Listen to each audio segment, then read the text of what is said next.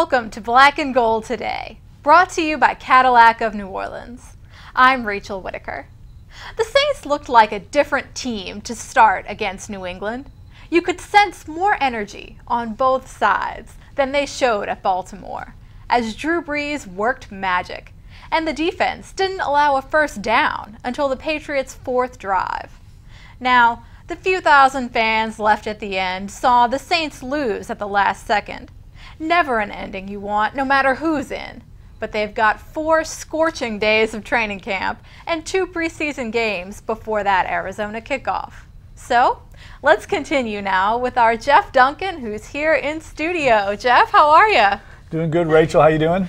Doing just fine. Well, the Saints are back in the Metairie heat as they wrap up training camp this week, but we saw on defense, Hau'oli Kikaha came out right away with that huge tackle for loss against New England on the first play, and we saw an interception by Pierre Warren. But just your take on the defense. I mean, how much do they need to improve before week 1? Well, it was definitely a step up from their opener against Baltimore, when Baltimore really controlled things, ran the ball kind of down the Saints' throats. I thought the Saints played with a lot more energy and enthusiasm. Now, they were working against a patchwork New England offense, but that being said, they did do to New England what you want to see them do, and that is dominate the New England offense, mainly backups. So I was encouraged by that. You have to be encouraged by the energy and enthusiasm that Kikaha plays with. He's got to produce, Rachel. I mean, he's basically replacing Junior Gillette, and they're going to need somebody opposite Cam Jordan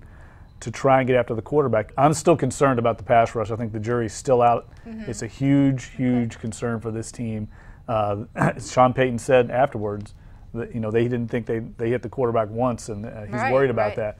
But that being said, also, Jimmy Garoppolo, the backup who played most of the game. He has a quick release. Right, gets it out quick, a lot like Matt Ryan. Exactly right. Yeah, no sacks, just like they didn't have any against Baltimore. Did not pressure Joe Flacco much at all there. But again, they had an interception against New England and also against Baltimore, so they're going to have to keep that up as well. Turnovers have been a theme really all offseason. And that was a great play by Pierre Warren. I mean, that's the definition. Yeah, he had like a 30-yard return after that. Yeah, the definition of being a center fielder, making that play, and that's obviously very encouraging. They need more of that.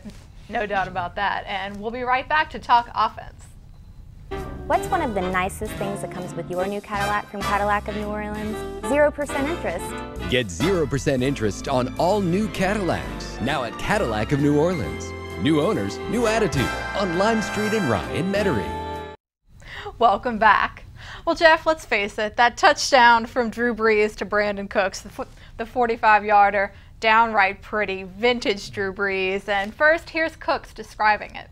It was just a great play call, and obviously, as we all know, Drew puts the ball where it needs to be. All I got to do is catch the ball. So he did all the hard work. I did the easy part. So needless to say, it felt good to get number 9 back out there tonight. Oh, definitely. It was beautiful to be able to run around with him tonight, just get that feel and that tempo of the offense, and for him to command that huddle for that first couple quarters.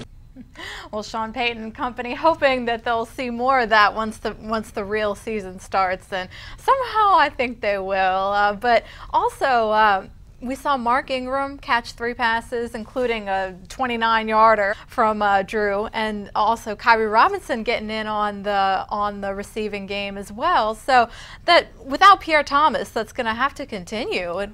Well, it looks like you're right, Rachel, that Mark Ingram's going to fill that role out of the backfield, and they need somebody. Obviously, C.J. Spiller's sidelined right now, so they're going to need Ingram and Kyrie Robinson to take more of a role in the passing game. It's going to be interesting to see how they develop this as the season goes on. They don't have that dominant target like Jimmy Graham, so I think they're going to replace him sort of by committee. There's going to be different guys step up in different situations. We saw some of that in the red zone. They tried to go to Brandon Coleman early on. It's a play that he almost scored. By the defense, and we saw them try to go to Ben Watson. One of them worked, one of them didn't. They're going to feel their way along in the red zone and try and find out what their red zone targets are. But I think this offense is going to be much more democratic in how they disperse the touches. You're right. With Brandon Coleman, I mean, that huge frame, that could present a lot of problems, standing 6'6". A lot to like from the New England game, but again, they're going to face Houston in that all-important 3rd preseason game when the starters will get the most action. And we'll be out at Saints camp on Tuesday. So Jeff, thanks a lot. Yeah, my pleasure. Always fun, Rachel. And be sure and join us again tomorrow, everyone. Thanks for watching.